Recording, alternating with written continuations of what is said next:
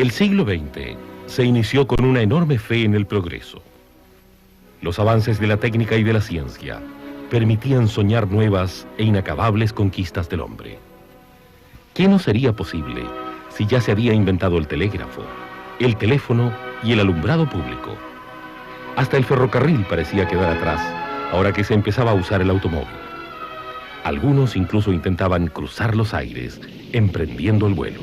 Se soñaba también con dominar las dolencias y enfermedades.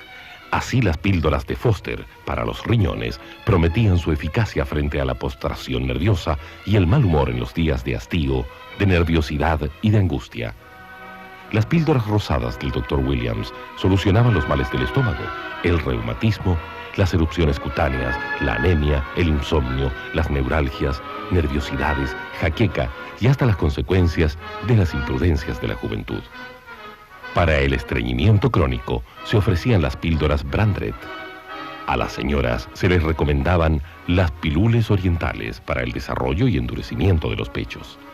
Y si se padecía de anemia, se podía tomar las auténticas píldoras y jarabe Blancard de París.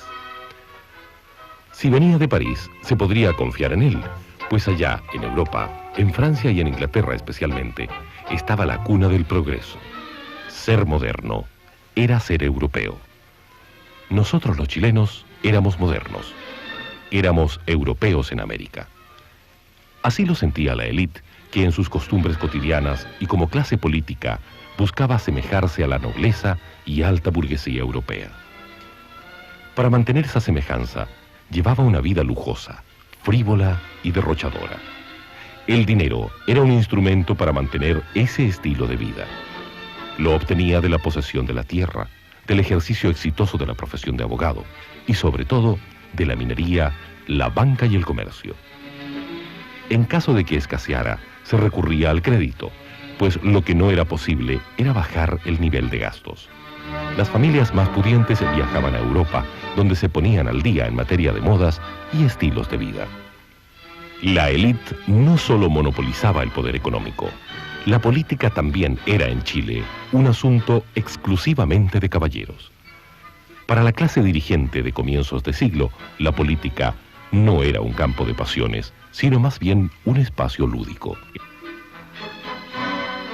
El Club de la Unión, el Club de Septiembre, el Club Hípico o las tertulias en magníficas mansiones eran los lugares donde se iba desenvolviendo el juego de la política. Allí se decidían las alianzas partidistas y las caídas y ensalzamiento de figuras socialmente prominentes. Luego en el Congreso Nacional se consumaban los planes, fuese a través de la interpelación a algún ministro o de un voto de censura con el que caía todo el gabinete, abriéndose así paso a una nueva combinación política que permitía encumbrar a otras figuras de la élite. Ella nada arriesgaba en este juego aristocrático. Ni siquiera las elecciones definían algún cambio fundamental. El caciquismo político y sobre todo el cohecho aseguraban que el poder no saldría de manos de los acaudalados. A principios de siglo, los presidentes eran figuras conciliadoras.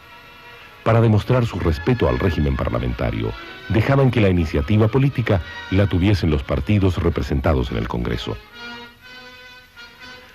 Los partidos que dirigían los destinos del país durante el parlamentarismo habían nacido a la luz pública en el siglo XIX.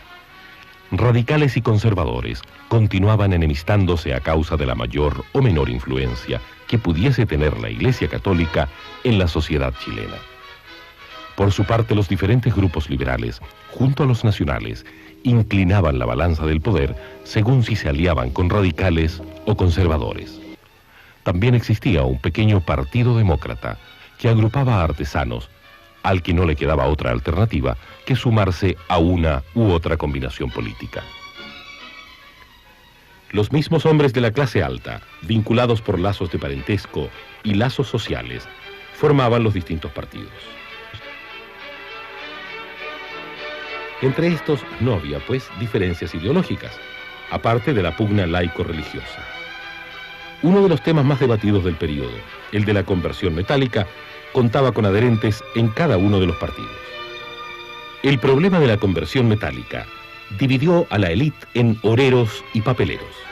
Los primeros eran partidarios de volver a la convertibilidad monetaria, es decir, que el billete pudiese ser convertido en oro.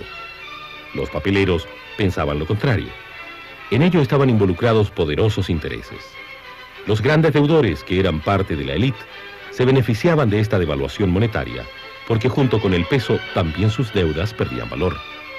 En cambio, quienes vivían de sueldos y salarios veían cómo la inflación se tragaba sus escasos ingresos. Paradojalmente, estas periódicas devaluaciones se producían en medio de la enorme riqueza que se obtenía de las exportaciones del salitre. En verdad, aunque la propiedad de las salitreras estuviese en manos británicas en su mayoría, el Estado chileno obtenía de la exportación del salitre enormes sumas por medio del impuesto de exportación. Como ya dijimos, el Estado era manejado por la clase alta, y una buena parte de esta riqueza pasaba a la élite, ya fuese por préstamos a la banca privada, ya fuese porque permitía que en Chile no se pagaran impuestos. Pero la riqueza del salitre era abundante. Aparte de beneficiar directamente a la clase dirigente, también posibilitó que el Estado hiciera fuertes inversiones en obras públicas, especialmente en ferrocarriles.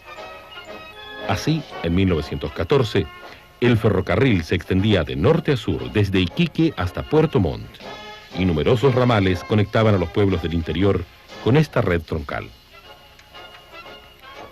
Ese mismo año, se inauguraba el ferrocarril de Arica a La Paz. Además, en 1910, con ocasión del centenario de la independencia, se había inaugurado el ferrocarril transandino que unía a los Andes con Mendoza.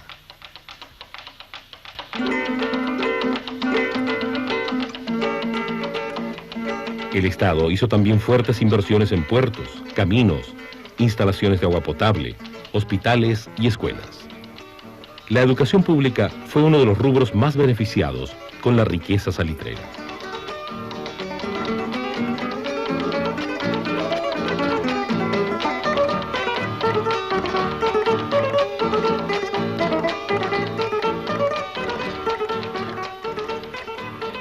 La riqueza del salitre dinamizó también a los otros rubros de la economía nacional, porque el norte salitrero fue un importante mercado para la producción agrícola y manufacturera del Valle Central.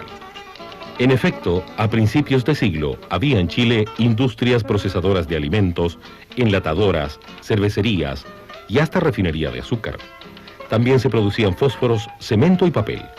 Incluso locomotoras se fabricaban en el país. La minería del salitre, el auge manufacturero, el crecimiento de las ciudades, la expansión de los servicios y del aparato estatal, fueron cambiando la estructura social del país. Los sectores medios crecieron significativamente, vinculados sobre todo al Estado, es decir, a la educación fiscal, al liceo, a la Universidad de Chile y al empleo público. Constituían un grupo heterogéneo compuesto de profesionales, profesores, burócratas, militares, pequeños comerciantes, técnicos, artistas, etc. Las primeras mujeres profesionales pertenecieron a sus filas. Entre sus intelectuales y artistas destacan nombres como los de Juan Francisco González, Augusto Dalmar, Baldomero Lillo, Alejandro Venegas y tantos otros. A pesar de contar con figuras talentosas, eran objeto de postergaciones y burlas por parte de la clase alta. Y si alguno de ellos intentaba asemejarse a un aristócrata, era tildado de ciútico. Este rechazo social fue suscitando en los grupos medios un fuerte espíritu crítico, el cual vino a expresarse políticamente en 1920.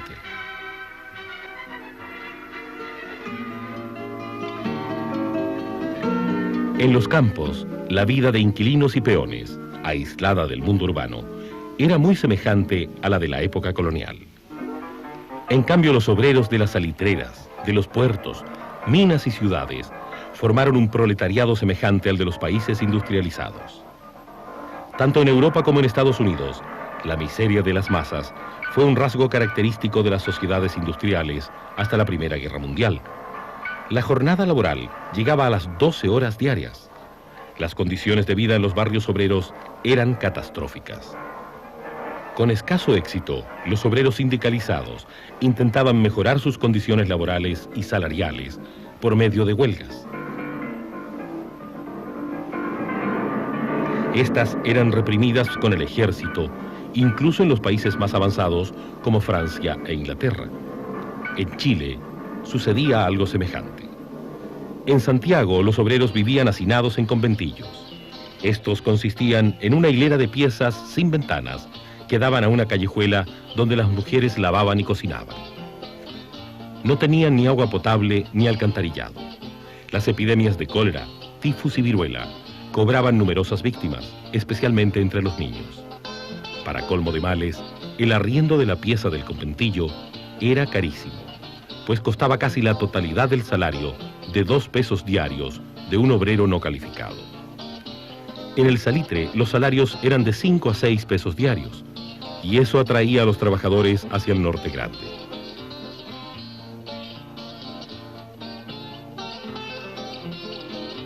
Sin embargo, esos mayores ingresos eran un espejismo, pues el pago era en fichas que solo podían ser canjeadas en la pulpería de la oficina que las emitía. Las condiciones de vida del obrero en las salitreras eran tan miserables como en Santiago.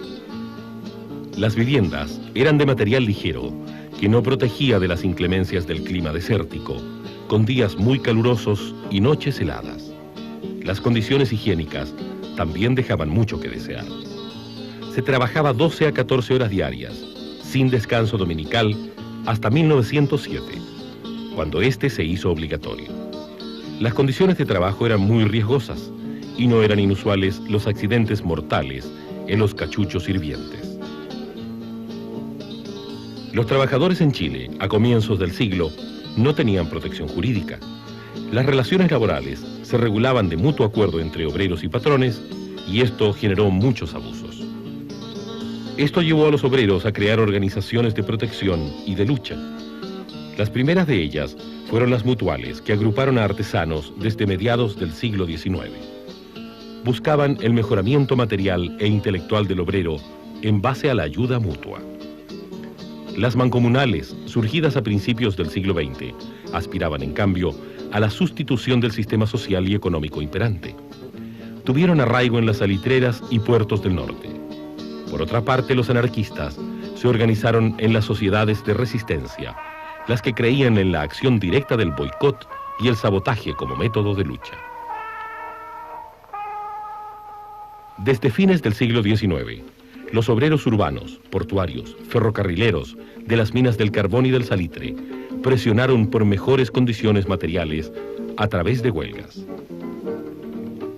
Ellas llegaron a paralizar una ciudad completa, como fue el caso de Valparaíso en 1903, Santiago en 1905, en Iquique en 1907. A veces terminaban en saqueos e incendios, como ocurrió en Santiago en 1905. La clase dirigente comenzó a tomar conciencia de la existencia del problema social, pero reaccionó con miedo. El temor a las masas la llevó a recurrir a la represión militar para mantener el orden público. Las grandes huelgas terminaban con decenas y hasta centenares de muertos. La represión más cruenta ocurrió en la escuela de Santa María de Iquique, donde las tropas abrieron fuego contra huelguistas desarmados, mujeres y niños. La clase política se mostraba incapaz de resolver el problema social. Los obreros organizados se radicalizaron. Se agruparon en la Federación Obrera de Chile, afiliada a la Internacional Sindical Comunista. Optaron por una política revolucionaria para abolir el régimen capitalista. Los obreros no eran los únicos descontentos con el sistema imperante. Hacia 1910, importantes sectores de la clase media abandonaron decididamente la actitud admirativa e imitativa de la élite y asumieron una postura crítica. Los sectores más críticos fueron principalmente los intelectuales y los militares. Ensayistas y literatos denunciaron las desigualdades sociales, solidarizaron con los sectores populares y expresaron un fuerte sentimiento de crisis. Influidos por la intelectualidad europea, escritores y artistas rompieron con el mundo burgués, con sus normas e ideales estéticos.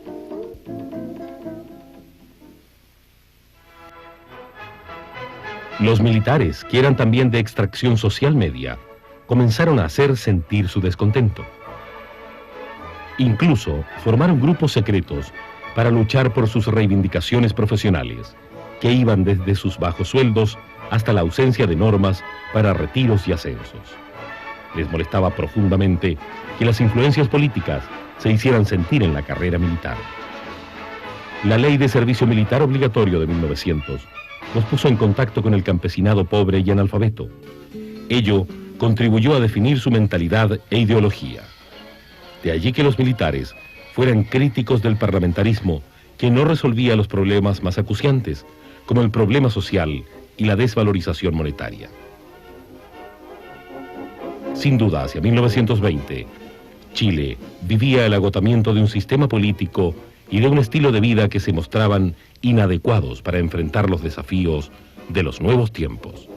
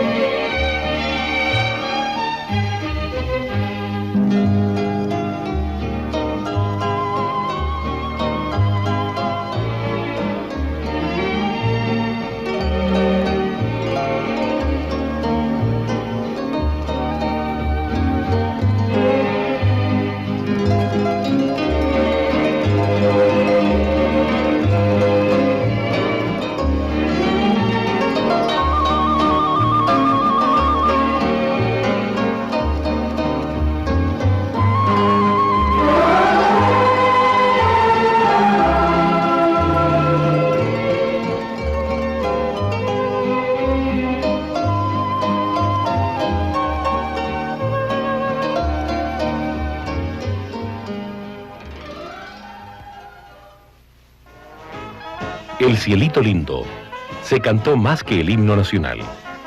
Se cantaba en las casas, en los tranvías, en donde hubiera trabajadores. A toda hora el grito de ¡Viva Alessandri! Dominaba las calles, las fábricas, los cuarteles, el campo y todo lugar. El pueblo rodeaba la casa de Alessandri en la Alameda, día y noche.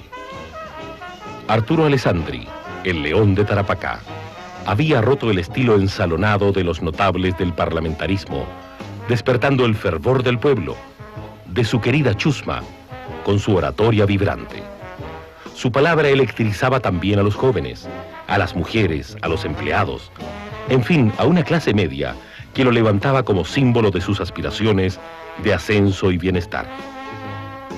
A diferencia de su contendor, Luis Barros Borgoño, hombre culto, elegante, frío, Alessandri prometía ser una amenaza para los espíritus reaccionarios. En realidad, una gran transformación se había producido en la política chilena. Con el cambio de estilo que introducía Alessandri, había quedado sepultada la exclusividad aristocrática. Desde ahora, nuevos sectores sociales incorporaban a la política su sello y sus demandas.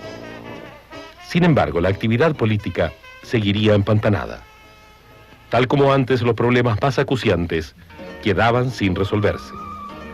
El León había prometido crear una moderna legislación social y reformar el sistema político. Pero todas las iniciativas del presidente se estrellaron contra las añejas prácticas del parlamentarismo. A pesar de que hombres nuevos de la clase media se habían incorporado al Congreso, los políticos seguían mostrándose incapaces de enfrentar los graves problemas sociales y económicos del país. En esas circunstancias, los militares asumieron el control político. Desde septiembre de 1924 hasta octubre de 1932, los militares fueron el factor determinante de la política chilena.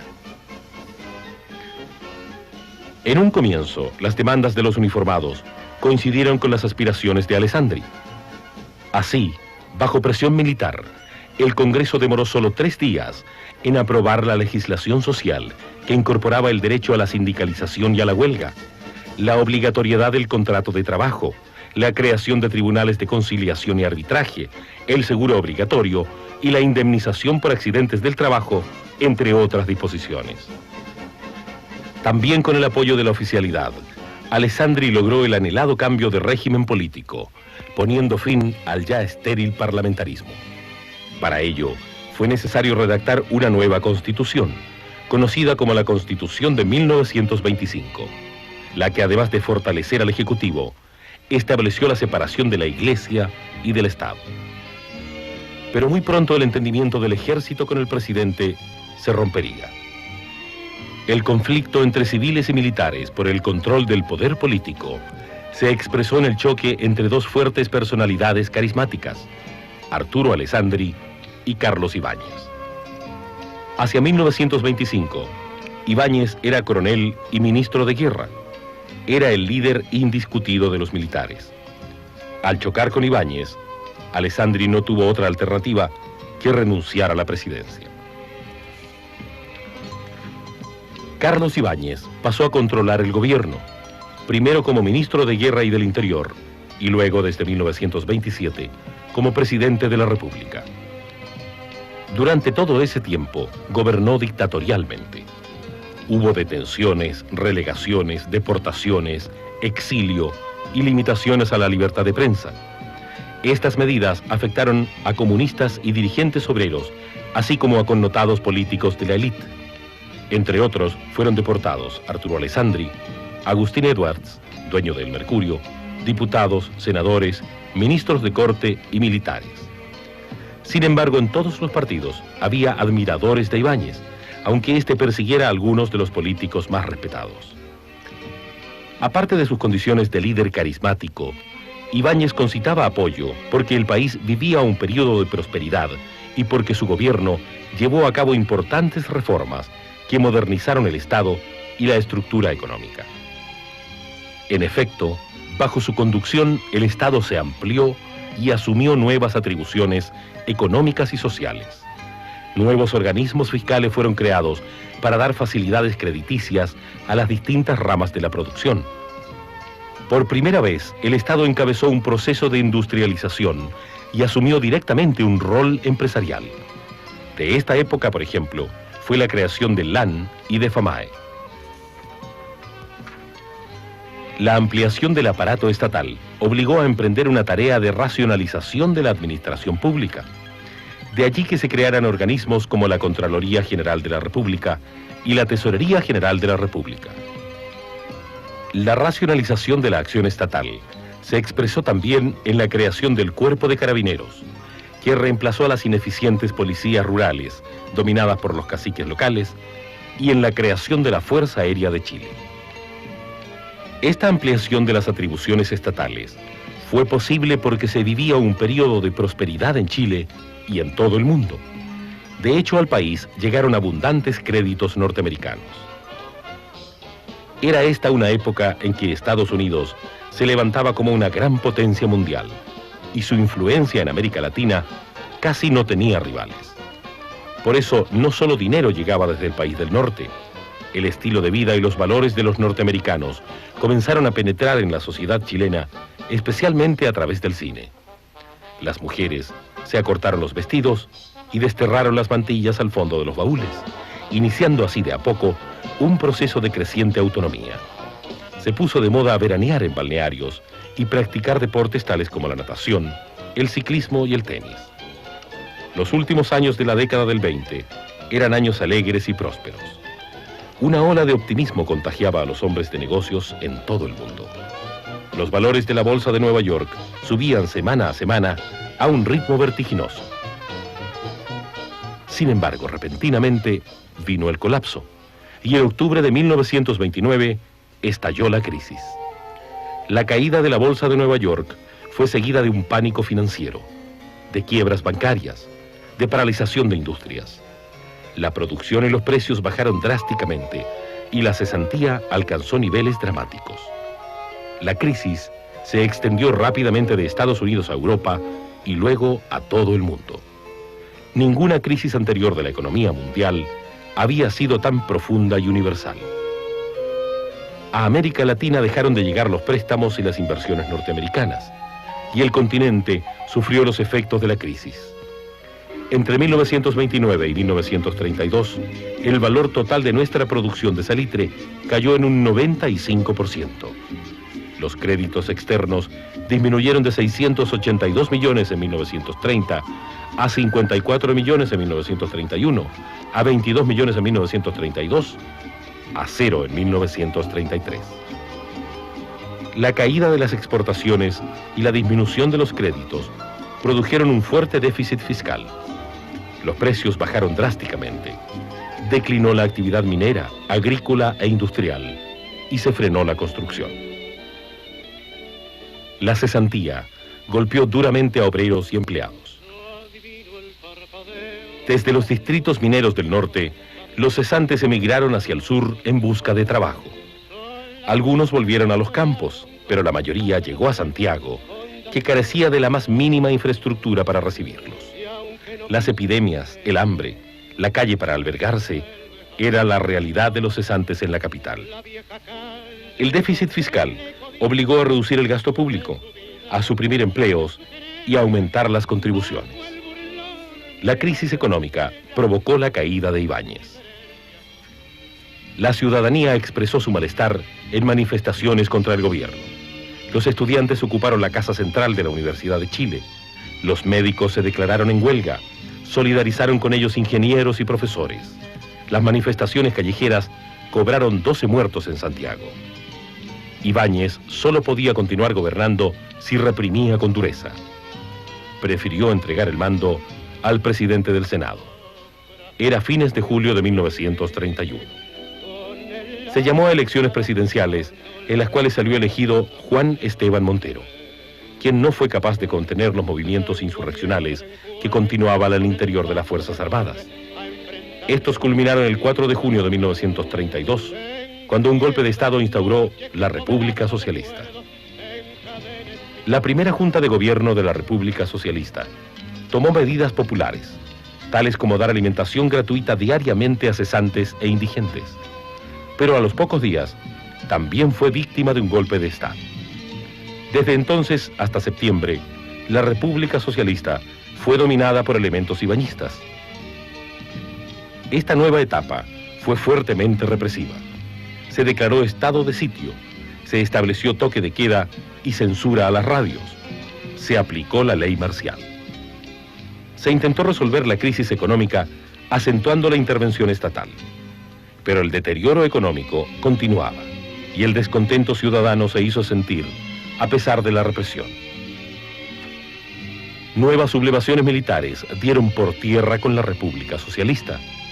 En el mismo ejército cundió un sentimiento de cansancio al militarismo. Un amplio movimiento civilista que comprendía a uniformados y civiles impuso la vuelta al orden constitucional. A consecuencia de ello, en octubre de 1932, el presidente de la Corte Suprema convocaba a elecciones presidenciales y parlamentarias. En ellas resultó elegido por segunda vez Arturo Alessandri, quien recibió un amplio apoyo ciudadano, así como el respaldo de democráticos, radicales y gran parte de los liberales. Con el segundo gobierno de Arturo Alessandri se inició una nueva fase histórica de estabilidad política y desarrollo económico.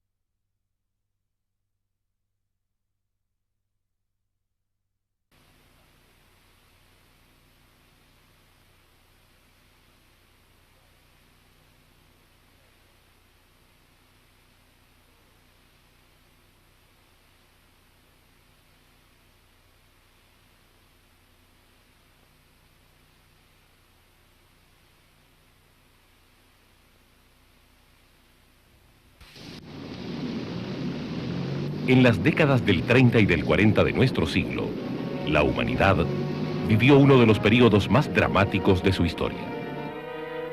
Durante esos años, millones de hombres, mujeres y niños murieron en los campos de concentración de la Alemania nazi y de la Unión Soviética stalinista.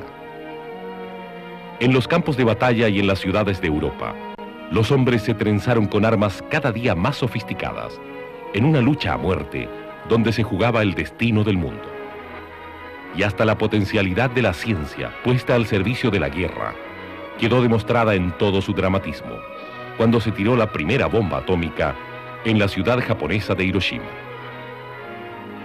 El drama de la Segunda Guerra Mundial tuvo sus orígenes en los acontecimientos que se desencadenaron luego de la Primera Guerra y de la feroz crisis económica de 1929. Una ola nacionalista y antiliberal sacudió a Europa al terminar la Primera Guerra Mundial y especialmente después de la gran crisis de 1929. El nacionalismo y el corporativismo se conjugaron en la ideología fascista que con Mussolini llegó al poder en Italia en 1922. Una versión extrema del fascismo, más violenta y más expansionista, se dio en el nacionalsocialismo que llegó a controlar el gobierno alemán en 1933 bajo el liderazgo de Hitler. También en Chile, la crisis del 29 tuvo un fuerte impacto ideológico. La democracia liberal y el capitalismo cayeron en desprestigio y tanto el socialismo como el corporativismo, con diversos matices, ganaron numerosos adeptos. Los partidos que se habían formado en el siglo XIX tuvieron que replantear sus doctrinas y programas, y surgieron nuevos partidos políticos que recogían las inquietudes y tendencias de esos tiempos. Así, por ejemplo, el Partido Conservador acentuó la crítica doctrinaria al liberalismo. Luego de la caída del gobierno de Ibáñez, ingresó a sus filas un grupo de jóvenes que, inspirados en las enseñanzas de la Iglesia, buscaban terminar con la pobreza a través de la acción política. Eran críticos del liberalismo y del socialismo, y siguiendo las encíclicas sociales, optaron por una línea corporativista. Su rechazo al liberalismo los llevó finalmente a romper con el Partido Conservador y formar tienda aparte a fines de la década del 30, constituyendo la Falange Nacional.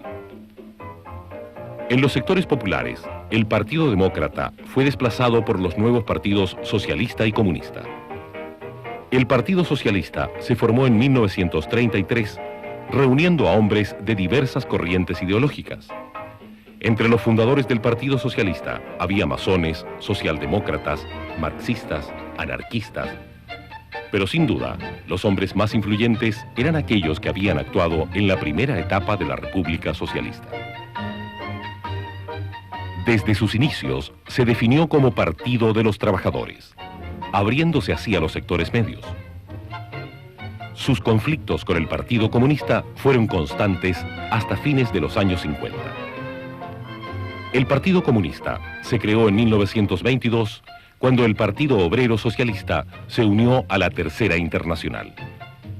Desde sus inicios, el Partido Comunista chileno se caracterizó por su adhesión disciplinada a las orientaciones emanadas desde Moscú.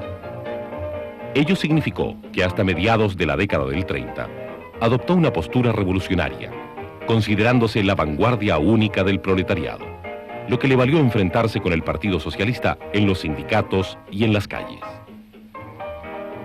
En la década del 30, las calles de Santiago y de las principales ciudades del país vivían día a día el choque violento de los grupos paramilitares de los partidos políticos.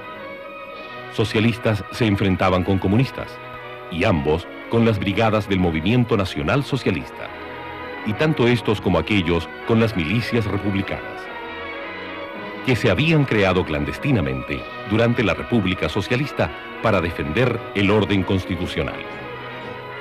Aún así, ejerciendo con firmeza su autoridad presidencial, Arturo Alessandri logró en su segundo gobierno poner fin a la inestabilidad política que había caracterizado al país en los años anteriores. Durante su gobierno se legitimó la democracia liberal, consagrada en la Constitución de 1925. Se acabaron los golpes militares y los partidos antisistema terminaron aceptando las reglas del juego establecidas en la Constitución. La aceptación de la institucionalidad democrática por los partidos de izquierda, especialmente por el Partido Comunista, estuvo determinada por el rumbo de los acontecimientos internacionales. En 1935 se produjo un viraje en la estrategia política de la Internacional Comunista, la cual, por temor al avance del fascismo en Europa, puso fin a su estrategia revolucionaria y buscó aliarse con los otros partidos de izquierda y con los radicales. De allí nacieron los Frentes Populares, que llegaron al poder en Francia, en España y también en Chile.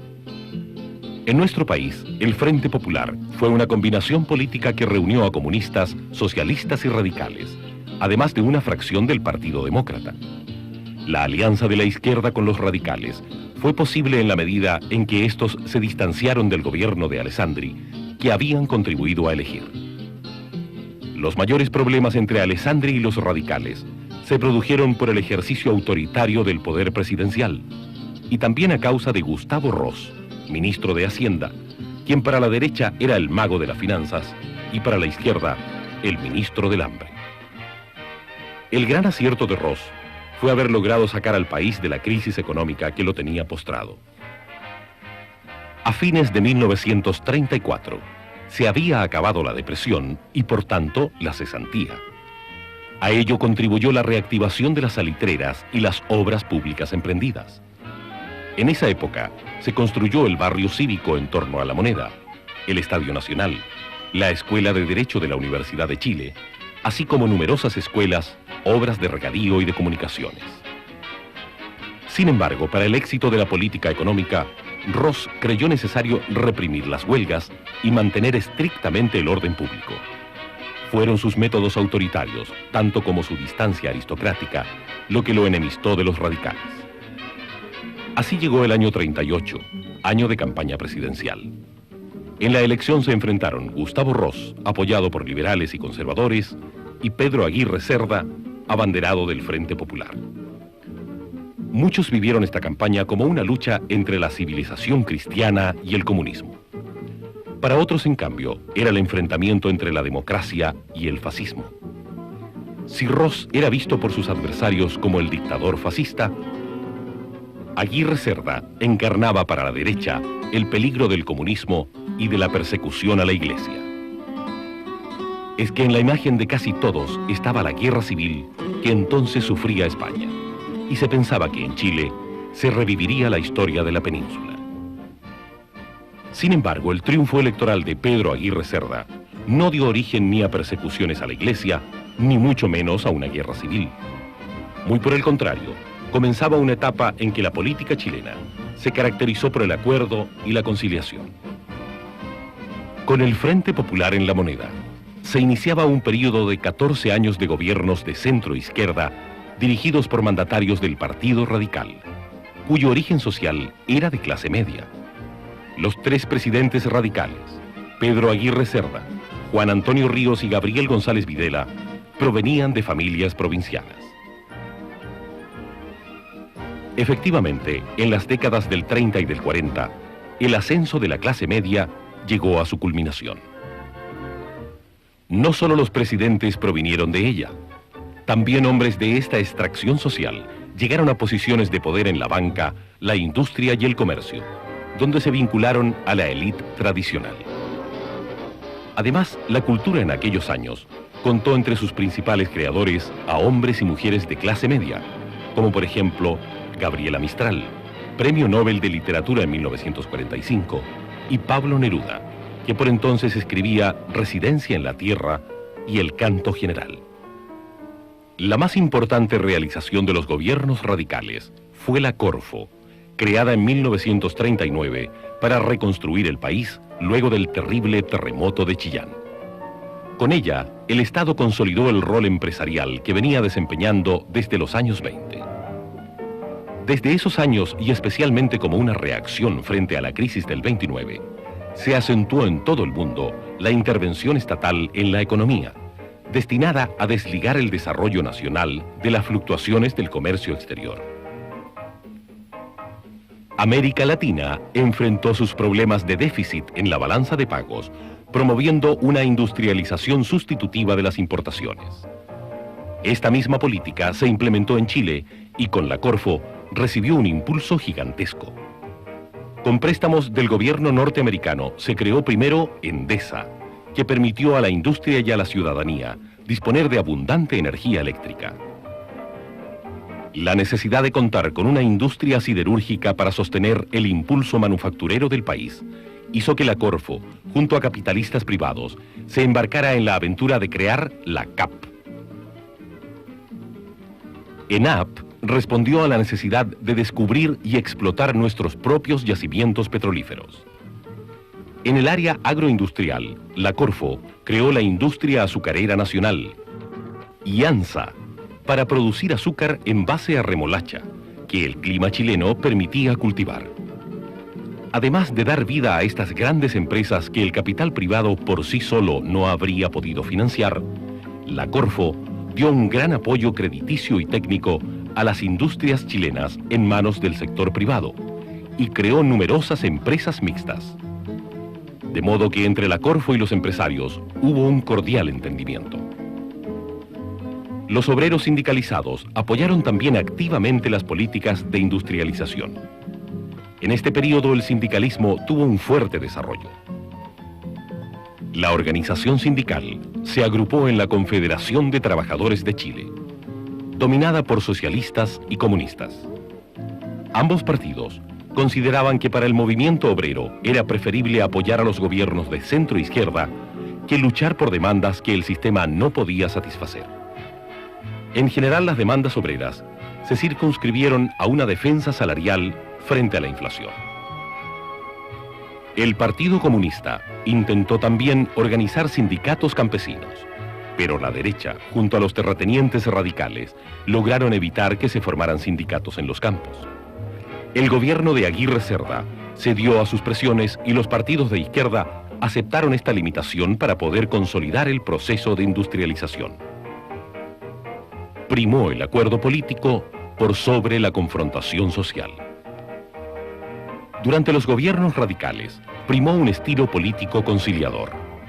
La flexibilidad y el acuerdo, la negociación y las combinaciones eran la forma de hacer política, y ello le dio una gran estabilidad al país. Negociaban los partidos de izquierda, el Partido Radical y hasta el Partido Liberal para formar combinaciones electorales y de gobierno. Negociaba también el Ejecutivo con el Legislativo, donde predominaba la derecha. El que primara el acuerdo y la negociación en la política no significa que no hubiera conflictos. De hecho, hubo choques permanentes entre socialistas y comunistas, y hasta entre el Partido Radical y los presidentes pertenecientes a esa tienda.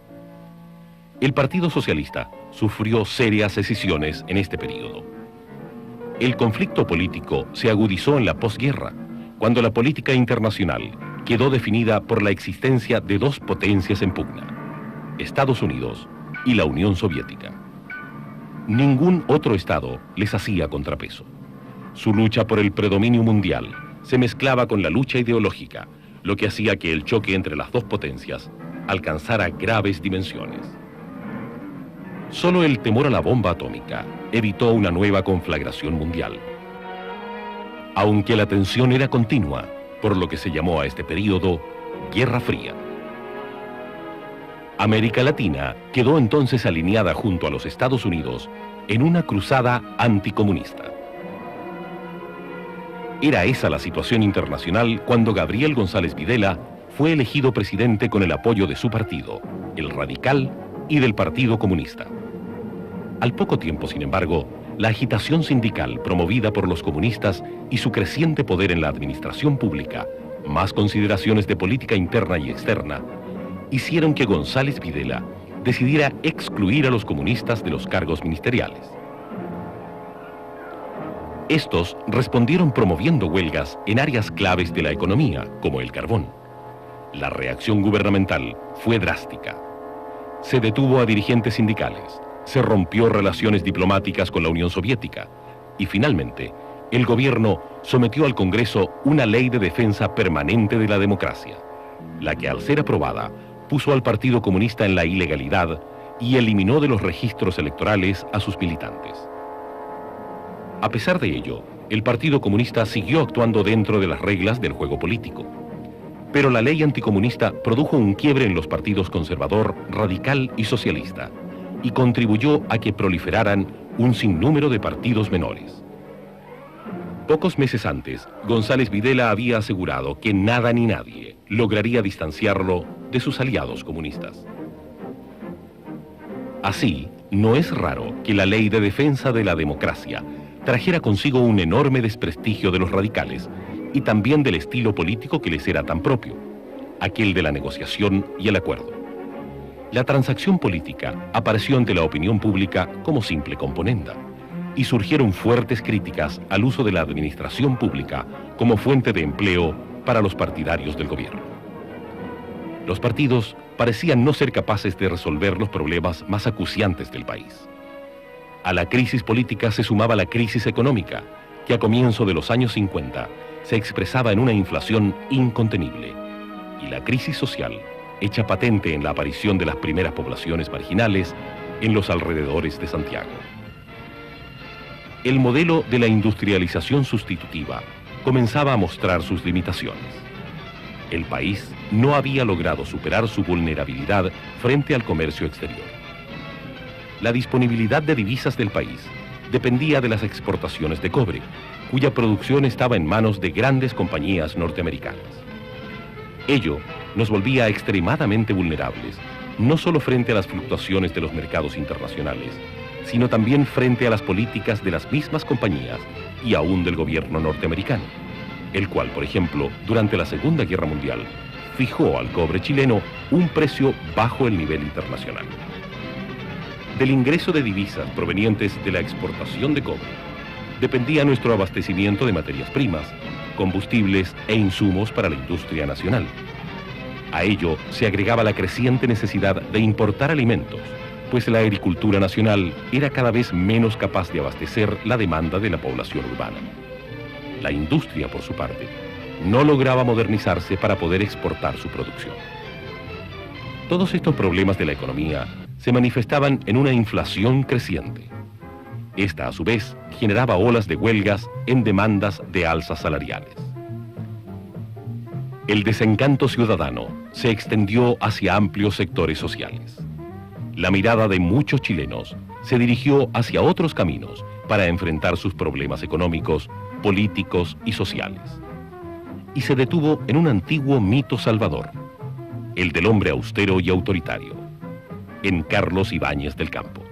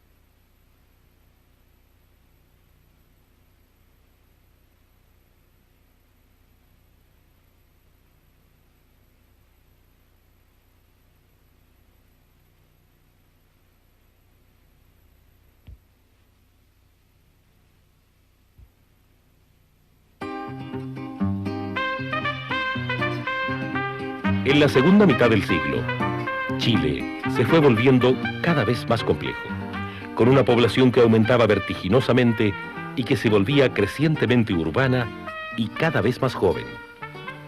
En 1952 llegábamos a ser casi 6 millones de habitantes. En 1960 ya éramos más de 7 millones y en 1970 alcanzábamos a ser casi 9 millones los habitantes de este país. El crecimiento de la población se debía en gran medida a la constante disminución de las tasas de mortalidad y sobre todo de mortalidad infantil. Así también fue aumentando la esperanza de vida al nacer de los chilenos, la que si en 1952 era de 55 años, en 1960 era de 57 años y en 1970 llegaba a los 62 años. Al mismo tiempo, los jóvenes hicieron sentir su presencia, adoptando la rebeldía de la juventud de los países desarrollados. El rock and roll se impuso rápidamente en los años 50 y en los años 60 comenzó a dominar el blue jeans, el pelo largo, los pantalones para las mujeres, la minifalda y el bikini. Por aquellos años, la televisión que llegó a Chile con el Mundial de Fútbol del 62 comenzaba a desplazar a la radio como el principal medio de comunicación. Los habitantes de Chile éramos también cada vez más urbanos. El crecimiento de Santiago se comenzó a volver incontenible, pues de menos de 1,5 millones de habitantes hacia 1952, la capital crecía a más de 2 millones en 1960 y cerca de 3 millones en 1970. Por entonces, 1/3 de la población del país se concentraba en Santiago, debiendo padecer problemas de escasez de viviendas, de escasez de locomoción, de smog y de falta de servicios básicos en las poblaciones marginales. Las poblaciones callampas de Santiago, así como las villas miserias de Buenos Aires y las favelas de Río de Janeiro, iban mostrando las dificultades económicas de un continente que no podía darle un mínimo bienestar a todos sus habitantes. El crecimiento económico no era suficiente para responder a la demanda de una creciente población. Entonces, las presiones de los diversos sectores sociales se expresaron en ciclos inflacionarios. En Chile, el alza del costo de la vida llegó a un 86% en 1955, hasta entonces la mayor cifra de su historia. La inflación acompañaba como un fantasma maligno al proceso económico chileno, acrecentando sus desajustes. A su vez, ella era reflejo de problemas profundos en la estructura económico-social del país. Los gastos fiscales desfinanciados fueron en gran medida causantes de la inflación.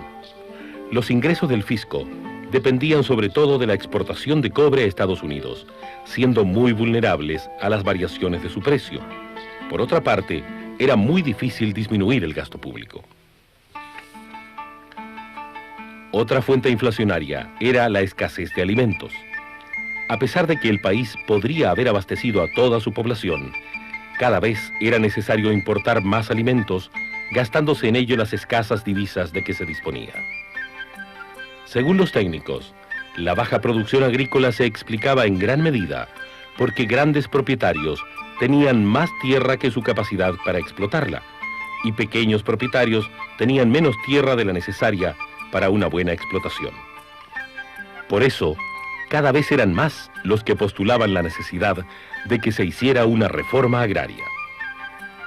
Para los agricultores, en cambio, la baja productividad agrícola se debía a la falta de caminos, de obras de regadío, de silos de almacenamiento, de frigoríficos, en fin, de una infraestructura más moderna que permitiera una mejor productividad de la tierra. Se quejaban también por los precios que le fijaban a los alimentos, los que no les permitían capitalizar y modernizarse. El estancamiento de la agricultura era también un problema social. El campesino ganaba solo una parte de su salario en dinero y otra parte en especies y regalías como caza, tierra para sembrar y talaje para sus animales. Esto le impedía consumir los productos de la industria nacional, la que veía así limitado su mercado, e incorporarse a la vida moderna. Por otra parte, las leyes vigentes no permitían a los campesinos formar sindicatos para presionar por mejores condiciones laborales. En cambio, para defenderse de la inflación, los obreros sindicalizados en las ciudades y minas exigían alzas salariales por medio de huelgas. Los reajustes producían nuevas alzas de precios, creándose así una espiral inflacionaria. La acumulación de problemas económicos y sociales hizo que la ciudadanía rechazara la forma de hacer política de los años 40 cuando gobernaban los radicales. El acuerdo y la negociación sonaron a componenda y esterilidad. Empezaba a sentirse la necesidad de que se impusiera una solución. La ciudadanía miró con desconfianza a los partidos políticos y rechazó su desempeño anterior, votando para presidente por el general Carlos Ibáñez en 1952. La candidatura de Ibáñez tenía por símbolo una escoba, con la que el general iba a barrer con los políticos, limpiando de corrupciones a la administración pública. Las mujeres que por primera vez votaban en una elección presidencial le dieron un gran apoyo a Ibáñez. Entre sus más entusiastas adherentes, Ibáñez contaba a María de la Cruz, fogosa política, admiradora de Evita Perón y primera mujer en llegar al Senado. Poco duró la carrera política de María de la Cruz, así como la Organización Autónoma de las Mujeres. Después de una breve etapa de rechazo a los partidos existentes, la participación de las mujeres volvió a los cauces partidistas de siempre. Lo mismo sucedió con el país. Este, que en 1952 había puesto su esperanza en un líder carismático que con su autoridad se impusiese a los partidos, pronto fue defraudado, pues Ibáñez tampoco logró resolver los múltiples problemas nacionales. La ciudadanía, sin embargo, no volvió a otorgar su apoyo al Partido Radical.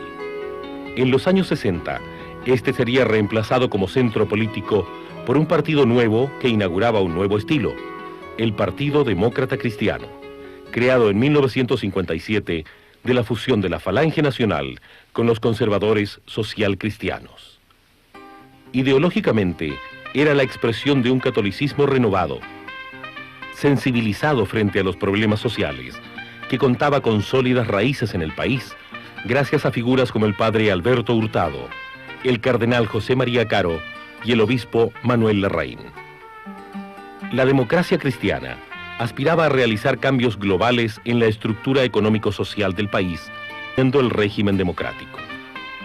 Para ello, no le parecía posible continuar con el estilo de alianzas y negociaciones que había caracterizado a la política hasta entonces. Si recibía el respaldo ciudadano, se proponía realizar su programa sin transacciones. También a fines de los años 50, se reformulaba el campo político de la izquierda. El Partido Socialista Popular, que había apoyado la candidatura de Ibáñez, se había distanciado muy pronto de su gobierno y había optado por rechazar cualquier alianza con partidos que no fuesen de base obrera. Esto lo acercó al Partido Comunista, que estaba en la clandestinidad desde el gobierno de Gabriel González Videla. La alianza de los socialistas con los comunistas dio origen en 1956 al FRAP y a la reunificación del Partido Socialista, el cual se definió como marxista-leninista y rechazó cualquier entendimiento con partidos de centro. De esta forma, se consolidaban en la política chilena dos bloques antialiancistas, uno en la izquierda formado por socialistas y comunistas y otro en el centro formado por el Partido Demócrata Cristiano. Así, en las elecciones presidenciales de 1958, se presentaron 5 candidatos. El FRAP postuló a Salvador Allende, socialista; la Democracia Cristiana a Eduardo Frei; los radicales a Luis Bocey; los liberales y conservadores llevaron a Jorge Alessandri como independiente, y se presentó además Antonio Zamorano, el ex cura de Catapilco, quien con sus promesas populistas le restaba votos a la izquierda. Con el triunfo electoral de Jorge Alessandri, la derecha volvió a la moneda después de tantos años. Pero su victoria sobre Allende había sido muy estrecha.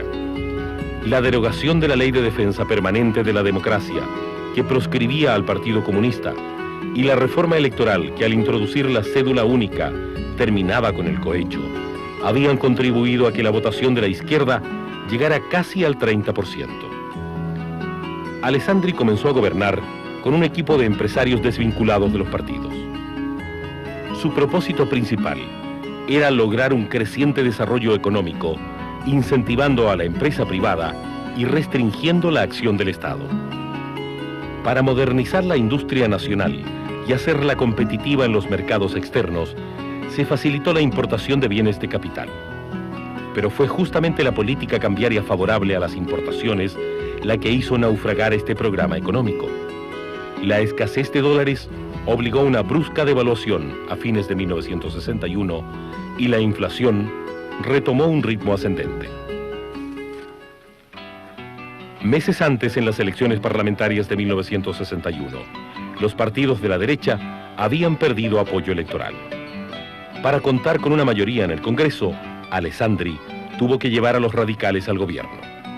Estos exigieron la realización de reformas, especialmente la reforma agraria. Por entonces el gobierno norteamericano y la Iglesia Católica estaban pidiendo lo mismo. El presidente norteamericano, John Kennedy, había formulado su política latinoamericana en la Alianza para el Progreso. Era este un programa de desarrollo diseñado para evitar que se extendiera la revolución en el continente, a semejanza de la Revolución Cubana, que en 1959 había llevado a la instalación de un gobierno comunista en pleno Caribe. En verdad, la Revolución Cubana tuvo una influencia enorme en América Latina. Su ejemplo hizo surgir grupos guerrilleros a lo largo y ancho del continente.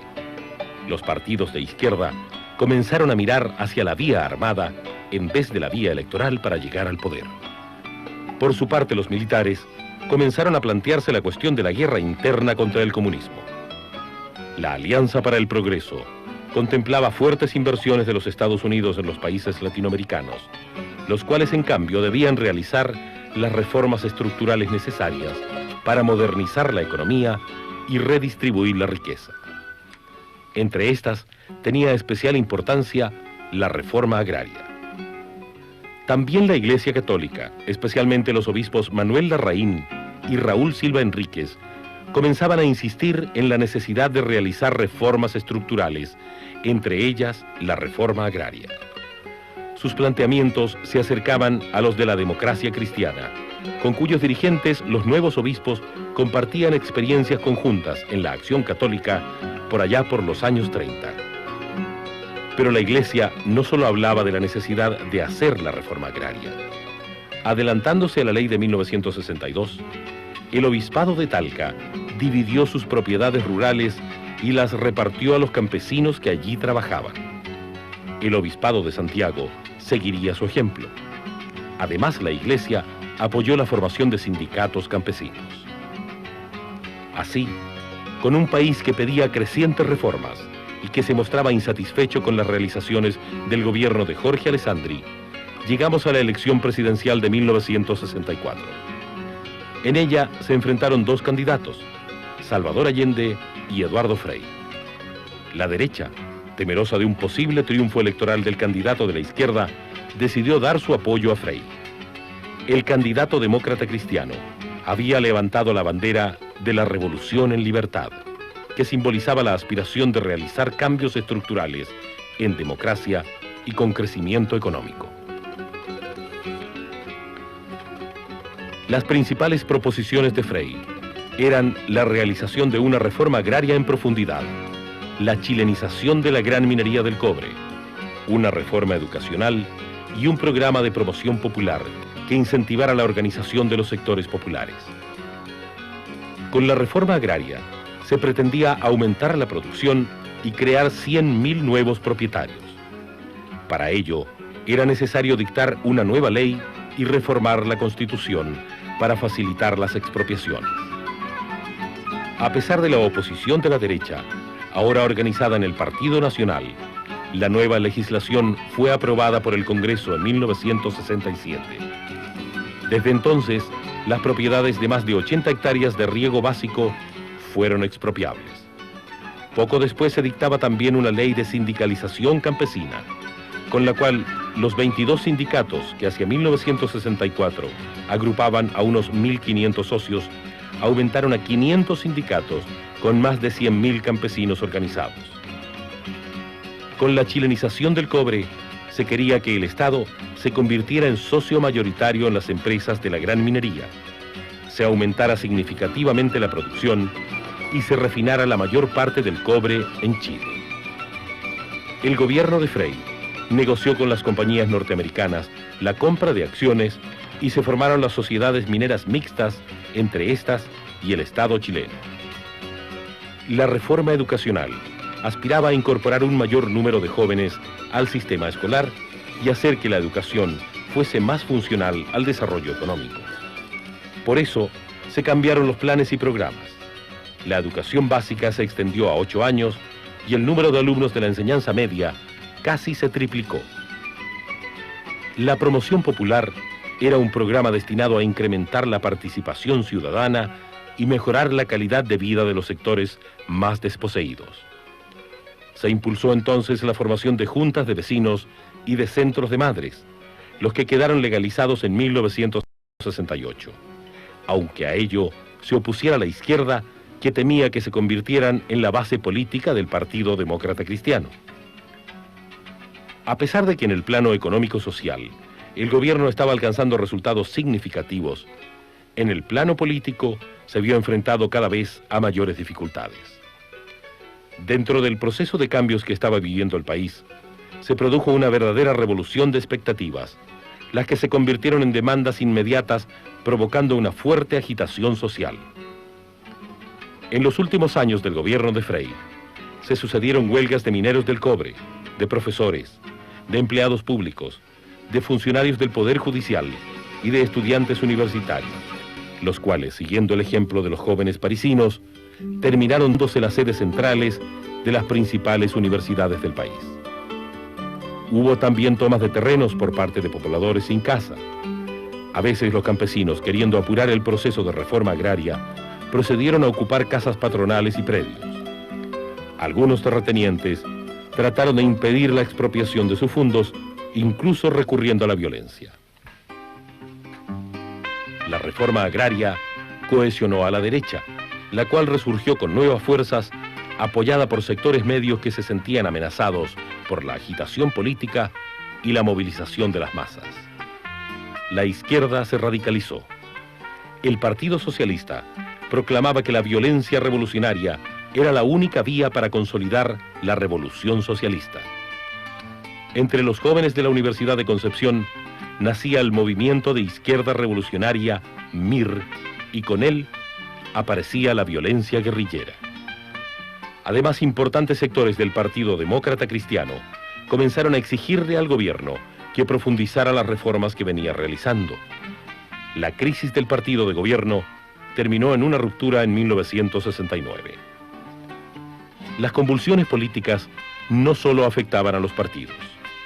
Nuevos actores, decisivos en un futuro cercano, hacían su entrada a escena. Dando como motivo los bajos sueldos de la oficialidad, el general Vió se acuarteló en el regimiento Tacna con un numeroso grupo de oficiales. El episodio fue breve, pero significativo. El gobierno recibió el respaldo de todos los sectores políticos, del Poder Judicial, de los colegios profesionales, de la CUT, de la Confederación de la Producción y del Comercio, de la Iglesia. Así se llegó a 1970, año de elecciones presidenciales. Ante la ciudadanía, se presentaron 3 candidatos que encarnaban 3 proyectos políticos excluyentes. La derecha llevaba a Jorge Alessandri. La democracia cristiana a Radomiro Tomic. La izquierda a Salvador Allende.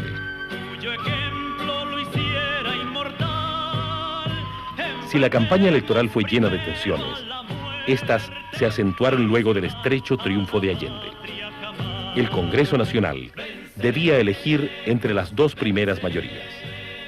Fuertes presiones se hicieron sentir para evitar que la izquierda accediera a la presidencia. Un grupo de extrema derecha trató de provocar un golpe militar, secuestrando al comandante en jefe del ejército, general Schneider. En el intento, lo asesinaron. Pero la tradición democrática del país era aún muy fuerte. El Congreso Pleno ratificó la elección de Salvador Allende como presidente de la República para el periodo 1970-1976. Sin embargo, tanto la aparición de la violencia como forma de acción política, así como el país dividido en 3 tercios, cada uno con proyectos políticos globales y mutuamente excluyentes, habría un gran signo de interrogación sobre el futuro de la democracia chilena.